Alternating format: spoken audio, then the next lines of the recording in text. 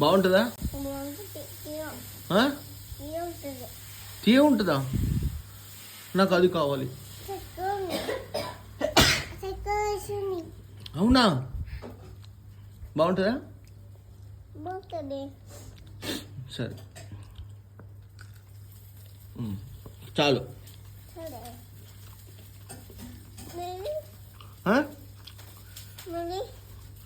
నాకు ice cream కొనిస్తావా?